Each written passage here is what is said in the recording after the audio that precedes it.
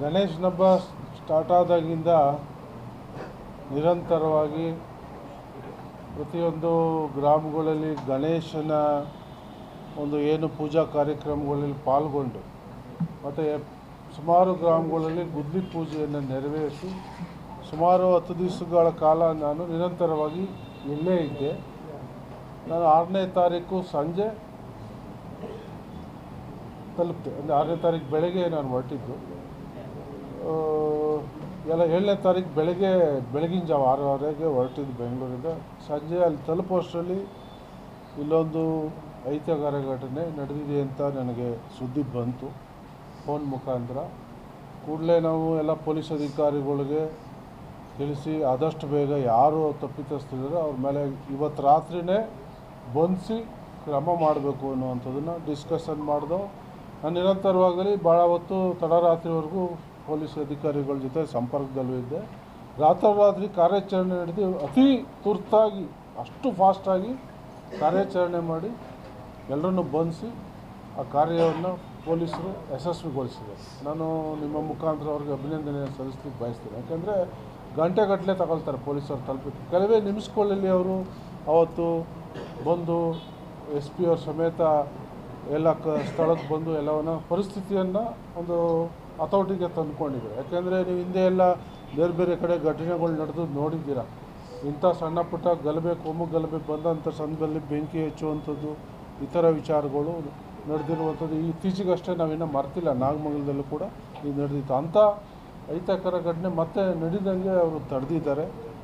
ಅದರ ಜೊತೆಗೆ ನಾನು ಸುಮಾರು 4.5 ವರ್ಷದಿಂದ ಈ ತಾಲೂಕಿನಲ್ಲಿ ಸೇವೆಯನ್ನು ಪ್ರಾರಂಭ ಮಾಡಿದಾಗಿಂದಲೂ ಕೂಡ ಮೊಟ್ಟ ಮೊದಲಿಗೆ ಪ್ರತಿ ಗ್ರಾಮಗಳಿಗೂ 3, 2, 5, 6, 7 ಅವರ ಗ್ರಾಮದ ಒಂದು ಪ್ರದೇಶ ವ್ಯಾಪ್ತಿ ಎಷ್ಟು ದೊಡ್ಡದಿದೆ ಅದರ ಆಧರಿಸಿ ಗಣೇಶಗಳನ್ನ ವಿತರಣೆ ಮಾಡುವಂಥ ಕಾರ್ಯಕ್ರಮ ಶುರು ಮಾಡಿದೋನೆ ನಾನು ಮೊಟ್ಟ ಮೊದಲಿಗೆ ಮದ್ದೂರು ತಾಲೂಕಿನಲ್ಲಿ.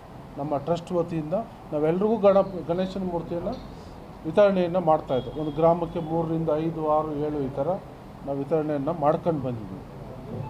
ಈ ಸಲನೂ ಕೂಡ ನಮಗೆ ಭಾಳಷ್ಟು ಕಾರ್ಯಕ್ರಮ ಇತ್ತು. ಹಾಗಾಗಿ ಈ ಸಲ ನಾವು ಗಣೇಶ ಮೂರ್ತಿ ವಿತರಣೆ ಮಾಡಲಿಲ್ಲ. ಆದರೆ ಗಣೇಶ ಮೂರ್ತಿ ಏನು ನಮ್ಮ ಯುವಕರುಗಳು ಭಾಳಷ್ಟು ಅಭಿಮಾನಿಗಳು ಏನು ಕಾರ್ಯಕ್ರಮನ ಗಣೇಶವನ್ನು ಪ್ರತಿಷ್ಠಾಪನೆ ಮಾಡುವಂಥ ಎಲ್ರಿಗೂ ಕೂಡ ನಾವು ಟ್ರಸ್ಟ್ ಮುಖಾಂತರ ನಾನು ಎಲ್ಲ ಗ್ರಾಮ ಎಲ್ಲ ಗಣೇಶನಿಗೆ ಭೇಟಿ ಮಾಡಲಿಕ್ಕಾಗಿಲ್ಲ. ನಾನು ಒಂದು ಕಡೆ, ನಮ್ಮ ಸಹೋದರ ಒಂದು ಕಡೆ, ನಮ್ಮ ಅಧ್ಯಕ್ಷರುಗಳು ಎಲ್ಲರೂ ಕೂಡ ಪ್ರತಿಯೊಂದು ಕಡೆ ಭಾಗಿಯಾಗಿ ನಾವು ಅವ್ರಿಗೆ ಎಲ್ಲ ಥರದಲ್ಲೂ ಸಪೋರ್ಟನ್ನು ಮಾಡಿಕೊಂಡು ನಮ್ಮ ಟ್ರಸ್ಟ್ ಮುಖಾಂತರ ಅವ್ರಿಗೆ ಸಹಾಯ ಆರ್ಥಿಕವಾಗಿ ಮಾಡೋದ್ರ ಮುಖಾಂತರ ನಾವೆಲ್ಲವನ್ನು ಕೂಡ ನಾವು ಭಾಗವಹಿಸಿ ಅಟೆಂಡ್ ಮಾಡಿದ್ದೀವಿ. ಆದರೆ ಯಾವತ್ತೂ ನಡೀತಿರುವಂಥ ಘಟನೆ ಆಕಸ್ಮಿಕವಾಗಿ ನಡೆದಿದೆ. ಆ ಕಲ್ಲು ಹೊಡೆದಂಥ ಏನು ಕಿಡಿಗೌಡಿಗಳಿದ್ದಾರೆ ಅವ್ರನ್ನ ಯಾವ ಭಾಷೆಯಲ್ಲಿ ನಿಲ್ಲಿಸಿದ್ರೂ ಅದು ಸಾಕಾಗಲ್ಲ. ಅಂಥ ಕಚಡಗಳು ಅವ್ರಿಗೆ ಕ್ಷಮೆ ಅನ್ನೋದು ಇಲ್ಲ. ಇಲ್ಲಿ ಈಗಾಗಲೇ ಅವ್ರ ಮೇಲೆ ಕ್ರಮ ನಡೀತಾ ಇದೆ, ತನಿಖೆನೂ ನಡೀತಾ ಇದೆ. ಅವ್ರಿಗೆ ಬಂದ ಮೇಲೂ ಕೂಡ ನಾವು ಸ್ಥಳೀಯವಾಗಿ ನಮ್ಮ ಜನ ಏನು ಹಿಂದೂಗಳು 97% ಈ ತಾಲೂಕಿನಲ್ಲಿದ್ದಾರೆ. ನಮ್ಮ ತಾಲೂಕಿನ ಜನ ಭಾಳಷ್ಟು ಪ್ರಬುದ್ಧರು, ಗಟ್ಟಿಗರು. ಮಂಡ್ಯ ಅಂದರೆ ಭಾಳಷ್ಟು ಇಂಡಿಯಾದಲ್ಲೇ ಹೆಸರುವಾಸಿಯಾಗಿರುವಂಥದ್ದು ವಿಚಾರ ಎಲ್ರಿಗೂ ಗೊತ್ತಿರುವಂಥದ್ದು. ಇಷ್ಟೊಂದು ನಮ್ಮಲ್ಲಿ ಇರಬೇಕಾದ್ರೆ, ಎಲ್ಲ ಸಮರ್ಥರು ನಮ್ಮಲ್ಲಿ ಇರಬೇಕಾದ್ರೆ ಏಕಾಏಕಿ ಯಾರೋ ಬಂದು ಎಲ್ಲಿಂದೋ ಇಲ್ಲಿಂದೋ ಬಂದವರೆಲ್ಲ ಇಲ್ಲಿ ಬಂದು ಅಪಪ್ರಚಾರ ಮಾಡೋದು, ಯುವಕರನ್ನ ಎತ್ಕಟ್ಟುವುದು, ಅವ್ರಿಗೆ ಮಿಸ್ಗೈಡ್ ಮಾಡುವಂಥದ್ದು, ಇವೆಲ್ಲ ಒಳ್ಳೆ ಬೆಳವಣಿಗೆ ಅಲ್ಲ. ಈ ಒಂದು ಸಮಾಜದಲ್ಲಿ ಇರುವಂಥವರು ಸಮಾಜದ ಶಾಂತಿಯನ್ನು ಬಯಸಬೇಕು. ಯಾರೇ ಆದರೂ ಲೀಡ್ರುಗಳಿರಲಿ, ಯಾವುದೇ ಪಾರ್ಟಿಯವರಿರಲಿ, ಅವರು ಶಾಂತಿಯನ್ನು ಕಾಪಾಡೋ ಕೆಲಸವನ್ನು ಮಾಡಬೇಕು.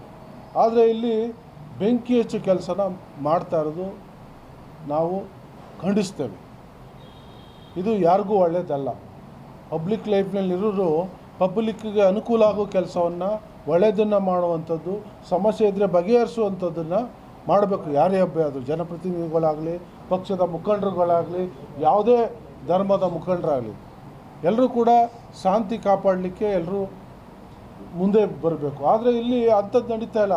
ರಾಜಕೀಯವಾಗಿ ಲಾಭ ಪಡ್ಕೊಳ್ಳೋ ಕೆಲಸವನ್ನು ಮಾಡ್ತಿದ್ದಾರೆ. ಇಷ್ಟು ದಿವಸ ನಾವು ಎಲ್ಲವನ್ನು ಕೂಡ ಗಣೇಶ ಇರ್ಬೋದು, ಪ್ರತಿ ಗ್ರಾಮದಲ್ಲಿ ದೇವಸ್ಥಾನಗಳು, ನಾನು ಬಂದ ನಂತರ ಹಲವಾರು ದೇವಸ್ಥಾನಗಳನ್ನ ಜೀರ್ಣೋದ್ಧಾರಕ್ಕೆ ನಾವು ಟ್ರಸ್ಟ್ ಮುಖಾಂತರ ಸಹಾಯ ಮಾಡಿದ್ದೀವಿ. ನಾನು ಶಾಸಕನಾದ ಮೇಲೂ ಭಾಳಷ್ಟು ಅನುದಾನಗಳನ್ನ ನಮ್ಮ ಶಾಸಕ ನಿಧಿಯಿಂದ ಕೂಡ ನಾವು ದೇವಸ್ಥಾನಗಳಿಗೆ ಕೊಡ್ತಾಯಿದ್ದೀವಿ. ನಾವು ಸ್ಥಳೀಯವಾಗಿ ಇಷ್ಟೆಲ್ಲ ನಾವು ಮಾಡ್ತಾಯಿದ್ದೀವಿ.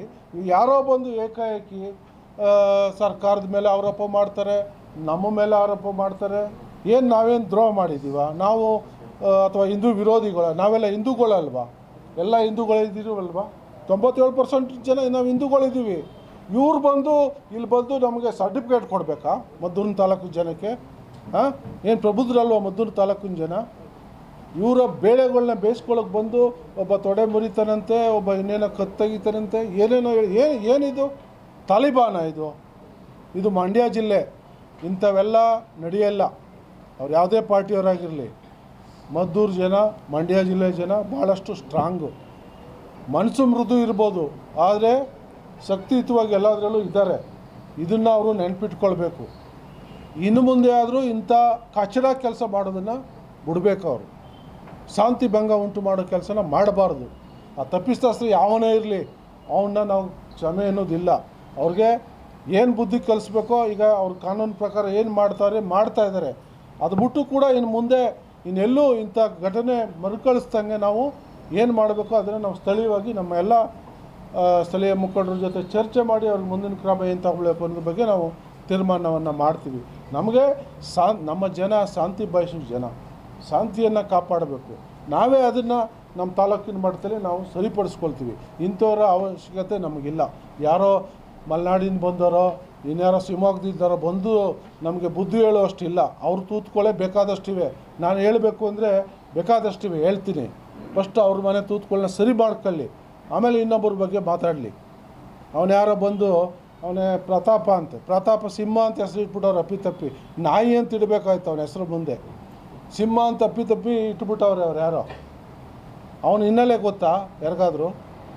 ಅವನು ಹೆಂಡ್ತಿನೇ ಅವ್ನು ಸಹಿಸ್ಕೋದೇ BJP ಹೈಕಮಾಂಡ್ಗೆ ಕಂಪ್ಲೇಂಟು ಬರೆದಿರೋದು ಮೊನ್ನೆ ಯಾರೋ ಮಾತಾಡ್ತಿದ್ದಾರೆ ಮೈಸೂರಲ್ಲಿ. ಇವನು ಸರಿ ಇಲ್ಲ, ಇವನ್ನ ನಡತೆ ಸರಿ ಇಲ್ಲ, ಇವನು ಕಚ್ಚೇರ್ಕ ಅನ್ನೋದನ್ನು ಭಾಳಷ್ಟು ಜನ ಮೈಸೂರಲ್ಲಿ ಮಾತಾಡ್ತಾರೆ. ಅದಕ್ಕೋಸ್ಕರನೇ ಅವನಿಗೆ BJP ಟಿಕೆಟ್ ಕೊಡ್ದೇ ಕ್ಯಾಕು ಸುಗ್ದು ಮನೇಲಿ ಕುಣಿಸಿದ್ದಾರೆ BJP ಹೈಕಮಾಂಡವರು. ಅಂಥವ್ರ ಬಗ್ಗೆ ಬಂದು ಇಲ್ಲಿ ನಮ್ಮ ಜನಕ್ಕೆ ತಿಳುವಳಿಕೆ ಹೇಳ್ತಾರಂತೆ. ಇದೆಷ್ಟು ಸರಿ? ಇದನ್ನು ನಂಬಬೇಕಾ ನಮ್ಮ ಜನ? ಯುವಕರನ್ನೆಲ್ಲ ದಾರಿ ತಪ್ಪಿಸೋ ಕೆಲಸ ಮಾಡ್ತಾವ್ರೆ. ಪ್ರಚೋದನೆ ಭಾಷಣ ಮಾಡೋದು, ಯುವಕರನ್ನ ದಾರಿ ತಪ್ಪಿಸೋ ಕೆಲಸನ ಇವರು ಮಾಡ್ತಿದ್ದಾರೆ. ಇನ್ನೊಬ್ಬರು ಬಂದು ಹೇಳ್ತಾರಂತೆ ನಾನು ಮೋಸ ಮಾಡೋಕ್ಕೆ ಹೋಗಿದ್ದೀನಿ ಅಂತ. ಇವರೆಲ್ಲ ಎಲ್ಲಿದ್ದರು? ಇವ್ರ ಅಪ್ಪನಿಗೆ ಅಧಿಕಾರ ಬರ್ಬೇಕಾದ್ರೆ ಯಾರು ಕಷ್ಟಪಟ್ಟರು, ಯಾರು ಕೊಡಿಸಿದ್ರು ಅನ್ನೋದನ್ನ ಅವ್ನಿಗಿನ್ನ ಅಷ್ಟು ಬೇಗ ಮರೆತುಬಿಟ್ಟವನೆ. ಅವರಪ್ಪ ಏನೇನು ಯಾವ ಕೇಸ್ ಫಿಕ್ಸ್ ಆಗದೆ, ಯಾರು ಲಂಚ ತಗೊಂಡು ಅಕೌಂಟಲ್ಲಿ ಲಂಚ ತಗೊಂಡು ಜೈಲ್ಗೆ ಹೋದವ್ರು ಯಾರು? ಮಂತ್ರಿಯಾಗಿ ರೇಪ್ ಕೇಸ್ ಬಿಟ್ಟು ಬಡ್ಸ್ಕೊಂಡು ಜೈಲ್ಗೆ ಹೋದವ್ರು ಯಾರು? ಲಂಚ ತಗೊಂಡು ಶಾಸಕ ಜೈಲ್ಗೆ ಹೋಗಿದ್ದು ಯಾರು? ಯಾವ ಪಾರ್ಟಿಯವರು? ಪೋಕ್ಸೋ ಕೇಸ್ ಹಾಕ್ಸ್ಕೊಂಡಿದ್ದು ಯಾರು? ಯಾವ ಪಾರ್ಟಿಯವರು? ಇಂಥವ್ರು ಬಂದು ಮದ್ದೂರನ್ನ ಉದ್ಧಾರ ಮಾಡ್ತಾರಾ? ಇವ್ರದ್ದೇ ಸರ್ಕಾರಗಳಿತ್ತು. ಯಾರಾದರೂ ನಮ್ಮ ಮದ್ದೂರು ತಾಲೂಕಿಗಾಗಲಿ ನಮ್ಮ ಹಿಂದೂ ಜನಾಂಗಕ್ಕಾಗಲಿ ಇವ್ರ ಕೊಡುಗೆ ಏನು? ಇವ್ರ ಸರ್ಕಾರಗಳಿದ್ದಾಗ ಮದ್ದೂರು ತಾಲೂಕಿಗೆ ಏನು ಕೊಟ್ಟಿದ್ದಾರೆ? ಏನು ಸಹಾಯ ಮಾಡಿದ್ದಾರೆ? ದೇವಸ್ಥಾನಗಳಿಗೆ ಸಹಾಯ ಮಾಡೋರ? ರಸ್ತೆ ಅಭಿವೃದ್ಧಿ ಮಾಡೋರ? ಇನ್ಯಾವುದಾರು ಅಭಿವೃದ್ಧಿ ಕೆಲಸಗಳು ಮಾಡಿದ್ದಾರಾ? ರೈತರಿಗೆ ನೀರಾವರಿಗೆ ಏನಾದರೂ ಸಹಾಯ ಮಾಡಿದ್ದಾರಾ? ಏನಾಗಿದೆ ಎಷ್ಟು ದಿವಸದಲ್ಲಿ? ನೀವೆಲ್ಲ ಮಾಧ್ಯಮದವರು ನೀವು ದಿನನಿತ್ಯ ನೋಡ್ತಾ ಇದ್ದೀರಿ. ನಮ್ಮ ಸರ್ಕಾರ ಬಂದ ಮೇಲೆ ನಾವು ಎಷ್ಟು ಅಭಿವೃದ್ಧಿಯನ್ನು ಮಾಡಿದ್ದೀವಿ, ಎಲ್ಲೆಲ್ಲಿ ಕೆಲಸ ಆಗ್ತಾಯಿದೆ, ಪ್ರತಿಯೊಂದಕ್ಕೂ ನೀವು ಸಾಕ್ಷೀಕರಿಸೋದು ನೀವೇ ಇದ್ದೀರಾ. ಇವ್ರು ಯಾರೋ ಬಂದ್ಬಿಟ್ಟು ಏನೋ ನಾವು ಕೊಟ್ಬಿಟ್ಟಿದ್ದೀವಿ ಇಲ್ಲಿ ಕೊಡುಗೆ ಅನ್ನೋ ಥರ ಇಲ್ಲಿ ಮಾತಾಡೋದು ಎಷ್ಟು ಸರಿ? ಇನ್ನು ಮುಂದೆ ಆದರೂ ಇಂಥವನ್ನ ಬಿಡಬೇಕು ಇವರು. ಇದರಿಂದ ನಡೆಯಲ್ಲ. ಇದು ಮಂಗಳೂರನ್ನ ಮಾಡಿಕೊಟ್ಟಿದ್ದಾರೆ, ಮಂಡ್ಯನ. ಏನಾಗ್ತಿದೆ ಅಲ್ಲಿ? ಯುವಕರಿಗೆ ಪಜೋಸಿ ಪಾಪ ಅಮಾಯಕರು ಬಲಿಯಾಗ್ತಿದ್ದಾರೆ, ಕೊಲೆಗಳಾಗ್ತಾಯಿದೆ. ಇವ್ರು ಲೀಡ್ರ್ ಮಕ್ಕಳು ಏನಾದ್ರು ತೊಂದರೆ ಆಗ್ತಿದೆಯಾ? ಲೀಡ್ರ್ ಮಕ್ಕಳು ಹೋಗಿ ಬಲಿ ಆಗ್ತಿದ್ದಾರಾ? ಇವ್ರು ಬರ್ತಾರೆ, ಶೋ ಕೊಡ್ತಾರೆ. ಇಲ್ಲಿ ಬಂದು ಮಾಧ್ಯಮದವ್ರನ್ನ ಮುಂದೆ ಶೋ ಕೊಟ್ಬಿಟ್ಟು ಬಣ್ಣದಾಗೆ ಪ್ರಚೋದನೆಕಾರಿ ಭಾಷಣಗಳು ಮಾಡ್ತಾರೆ, ಯುವಕರಿಗೆ ಪ್ರಚೋದನೆ ಮಾಡ್ತಾರೆ. ಇವ್ರು ಇಲ್ಲಿ ಹೊಡೆದಾಡ್ಕೊಂಡು ಕೊಲೆಗಳು ಮರ್ಡ್ರುಗಳು ಆಗೋದು, ಶಾಂತಿ ಭಂಗ ಆಗೋದು, ಈ ಕೆಲಸಕ್ಕೆ ಇವ್ರು ನಿಂತಿದ್ದಾರೆ. ಇದನ್ನು ನಾವು ನಮ್ಮ ಜನ ಇಂಥದ್ದನ್ನು ಒಪ್ಪಲ್ಲ, ಇದನ್ನು ಸಹಿಸಲ್ಲ. ಇನ್ನು ಮುಂದೆ ಆದರೂ ಇಂಥ ಕಚಡ ಕೆಲಸ ಮಾಡೋದು ನಿಲ್ಲಿಸಬೇಕು ಅಂತ ತಮ್ಮ ಮುಖಾಂತರ ನಾನು ಅವ್ರಿಗೆ ಹೇಳಲಿಕ್ಕೆ ಬಯಸ್ತೇನೆ.